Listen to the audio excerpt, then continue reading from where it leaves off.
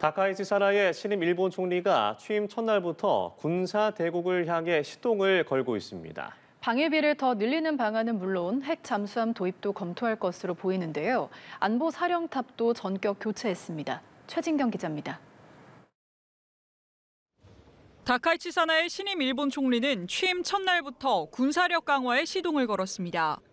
고이즈미 신지로 방위상에게 방위비 인상을 주축으로 하는 안보 산문서를 개정하라고 지시한 겁니다. 2022年のあれは12月に戦略3文書を策定いたしましたけれども、もう見直しの作業に取り掛かる、そういった指示を出したいと思っております。 안보 산문서는 국가안전보장 전략과 국가방위 전략, 방위력 정비 계획을 모두 아우르고 있습니다. 앞서 개정돼 2027년까지 방위비를 국내 총생산 대비 2% 늘리는 내용을 담고 있는데 그 비중을 더 늘리는 방안을 검토할 걸로 보입니다. 미국과의 안보 동맹을 강화하겠다는 명분 아래 이른바 군사대국을 이루려는 목적으로 풀이됩니다. 다카이치 총리는 외교와 안보 정책의 사령탑인 국가안보국장을 취임 9개월 만에 경질하며 이치가와 케이이치 전 국가안보국 차장을 임명했습니다. 총리 관저 주도로 강경한 안보 정책을 적극 추진하겠다는 뜻으로 읽힙니다. 차세대 추진력을 갖춘 신형 잠수함을 보유한다는 국방 정책도 처음 수립할 전망입니다. 다카이치 총리는 취임 전날 자민당 총재로서 일본 유신회와 연정 구성에 합의할 당시 이 같은 내용이 담긴 합의문에 서명했습니다.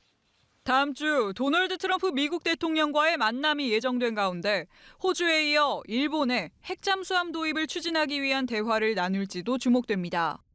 실제로 추진이 이뤄진다면 중국 등 주변국과의 갈등이 불가피할 것이란 전망입니다.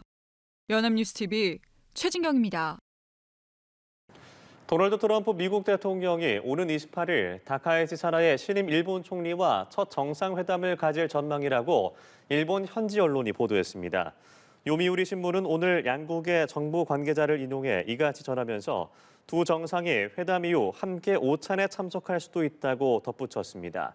이번 회담에선 미일 동맹의 억지력과 대처력 향상을 비롯해 관세 합의 이행을 포함한 경제 협력 등이 협의될 것으로 보입니다.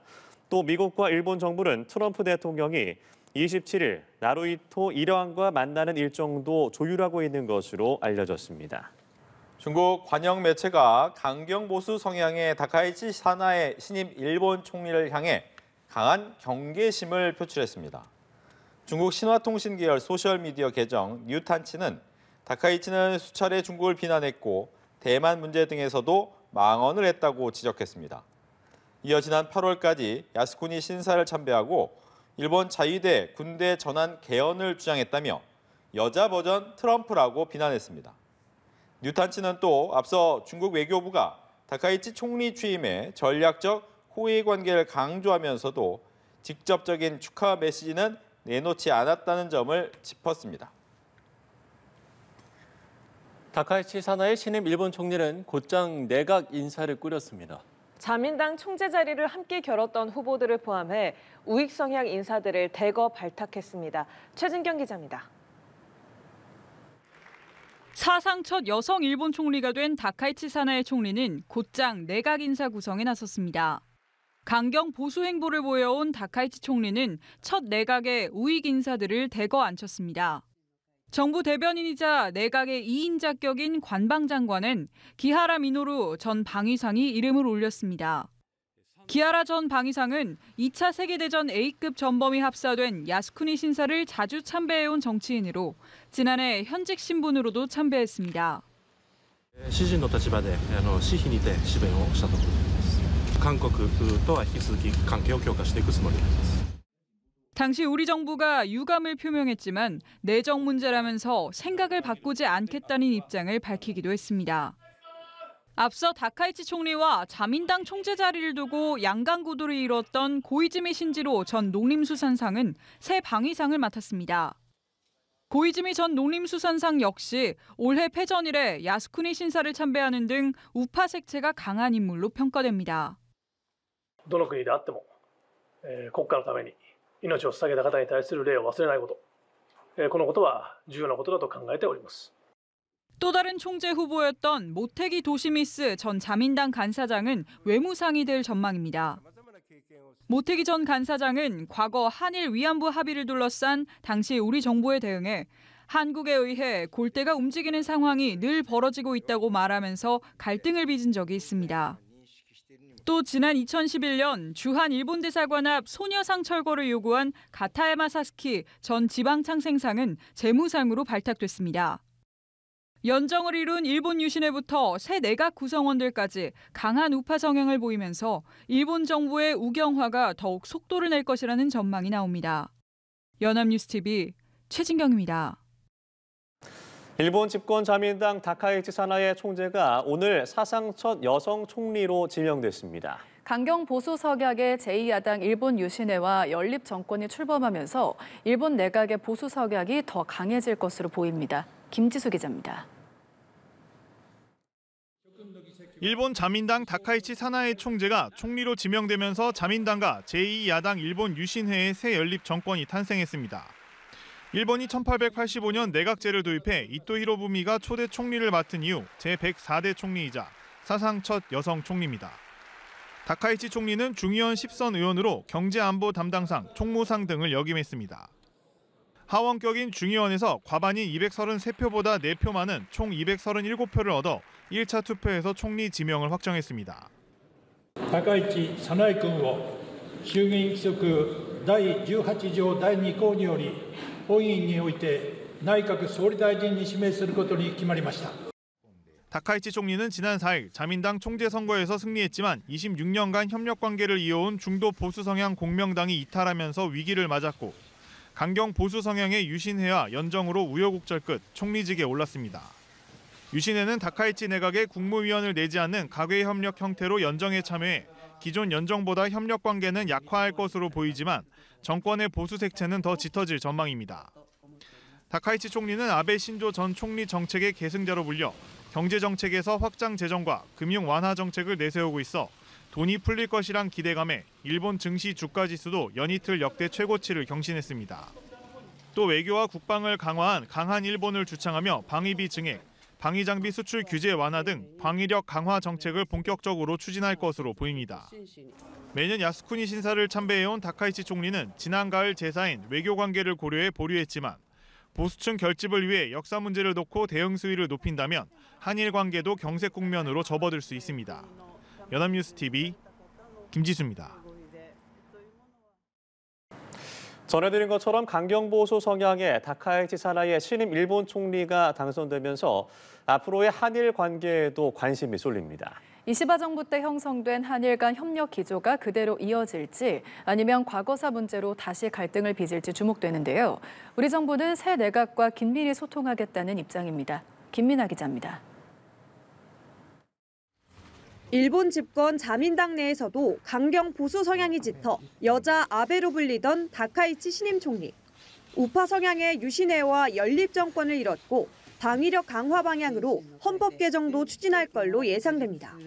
때문에 과거 화이트리스트 배제, 지소미아 파기를 주고받으며 최악으로 치닫던 때의 한일 관계 먹구름이 다시 끼는 게 아니냐는 우려의 목소리도 나옵니다.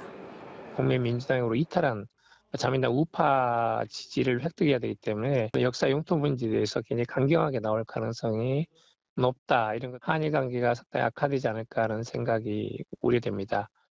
정치적 기반이 약한 데다 새 결집을 위해 우리나라와 중국 등 주변국을 자극하는 발언을 내놓을 가능성도 제기되지만 취임을 앞두고 야스쿠니 신사 추계 예대제 참배를 보류하는 등 한일 관계를 고려하는 듯한 모습을 보이기도 했습니다. 총재 선거 토론회에서 한일 관계를 심화시켜 나가겠다는 의지도 표명했는데 다음 주 경주 에이펙 정상회의 무대가 그 가늠자가 될 전망입니다. 에이펙과 트럼프 대통령의 방문이 다카이치 내각의 첫 번째 시험대가 될 텐데 굉장히 우호적인 분위기를 형성을 하고 한국에게 안심을 주고자 노력하지 않을까. 이재명 대통령과는 상견례 자리인 만큼 긍정 메시지를 발신할 거란 관측 속에 우리 정부는 한일 관계 개선을 이어가겠다는 입장입니다. 네, 우리 정부는 일본의 새 내각과도 긴밀히 소통하며 한일 관계의 긍정적 흐름을 이어가기 위해서 계속 협력할 것입니다. 정부는 또 양국은 격변하는 지정학적 환경과 무역 질서 속에서 유사한 입장을 가진 이웃이라며 앞으로 미래지향적 관계 발전을 위해 함께 노력하길 기대한다고 전했습니다. 정부는 조만간 축전을 발송하며 새 일본 내각과 소통에 나설 걸로 보입니다. 연합뉴스 TV 김민아입니다. 다카이치 사나의 신임 일본 총리가 한국에 대한 호감을 밝히면서 이재명 대통령과도 회담하고 싶다고 말했습니다. 보수색이 더 짙어진 다카이치 내각에서 한일 셔틀 외교가 이어질 수 있을지 주목됩니다. 보도에 장효인 기자입니다. 다카이치 사나의 신임 일본 총리는 취임 후 첫 기자회견에서 한일 관계의 중요성을 강조했습니다. 한국은 중요한 이웃나라이자 국제사회의 여러 과제에 대응하기 위해 필요한 파트너라며 한일 관계의 중요성이 한층 커지고 있다고 했습니다. 日韓関係をこの未来志向で安定的に発展させたい、こんなふうに私は考えております。ですから大統領との間でも会談を希望いたしております。 다카이치 총리가 영토와 역사 문제에서 강경 발언을 거듭해온 만큼 한일 관계가 악화할 수 있다는 우려가 나오는 상황. 이를 의식한 듯 한국 문화에 대한 호감을 드러내기도 했습니다. 韓国のりは大好き、韓国コスメも使ってます。韓国ドラマも見ております。 한미일 협력의 중요성도 강조했습니다. 북한에 대응하기 위해 전략적 관점에서 안보와 경제안보 협력을 추진하겠다고 했습니다. 또 경주 에이펙 정상회의가 각국 정상과 만날 귀중한 기회라며 자유롭고 공정한 경제 질서를 유지, 강화하는 것의 중요성을 호소하겠다고 했습니다. 다카이치 총리는 오는 27일 도널드 트럼프 미국 대통령을 만나 양국 관계를 한층 더 높은 단계로 끌어올리겠다며 일본이 방위력을 충실히 하고 있다고 이야기하겠다고 밝혔습니다. 다카이치 총리는 오는 26일 말레이시아 아세안 정상회의에서 국제 무대에 데뷔합니다. 경주에서 한일 정상회담이 성사될지 전임 정권이 안착시킨 한일 셔틀 외교를 이어갈 수 있을지 주목됩니다. 연합뉴스 TV 장효인입니다.